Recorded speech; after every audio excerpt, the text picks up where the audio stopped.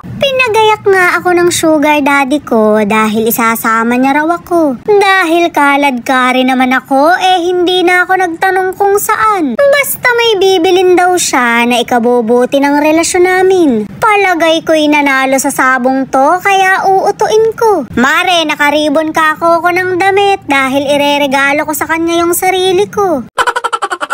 Ayaw nga daw niya ng regalo ko, kaya pinakain na lang ako. Shoot, Mare, nukno ka ng kunat. Ngayon lang ako nakatagpo ng sugar daddy na belekoy. Pero palag-palag na dahil malaki naman yung pag-aari niya. Medyo pangit pakinggan, ari-arian na lang pala.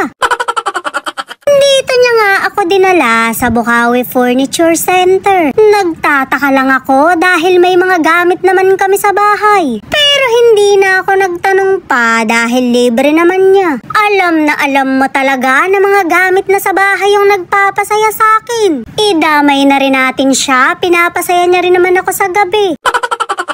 Nagkita na naman nga kami ng kumari kong maalindog. 2 years ago, sa kanya ko rin binili lahat ng gamit namin. Bukod kasi sa kompleto sila ng tinda, nagpapamerienda rin sila. Kakakain pa lang yan ha, may buhaya yata sa tiyan.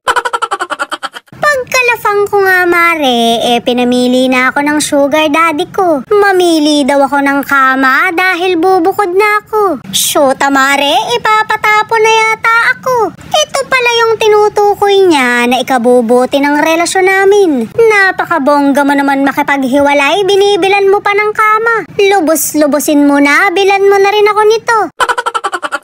Kaso mare, nabili na pala to. Meron pa silang stock pero hindi ko pa makukuha ngayon. Ang hirap namang umorder dahil baka wala na siyang pera nun. Mahirap makipagsakatuparan kapag sabongero yung jowa mo. Minsan may pera, madalas wala. Napakaraming ang tinda rito, naabot kaya pa ang presyo. Alam niyo ba mare na tumatanggap sila ng home credit? Pwede rin ang credit card kaya ikaskas nyo na yan. Abay, utang lang ng utang hanggat hindi nakukulong. Mare, mukhang ito na yung sagot sa ikasasalba ng relasyon namin. Magandang pwestuhan to, napakatibay pa. Kahit magtitiwari ka dyan, kiber lang. Sobrang dami ng mga design nila, kaya ikaw na lang ang mananawa. Mababait din yung mga staff, kaya aasikasuhin kayo. Pwede rin kayong mamili ng kulay, depende sa trip nyo. Ano pang hinihintay nyo, magsigastos na kayo. Isipin nyo na lang mare, na deserve nyo to.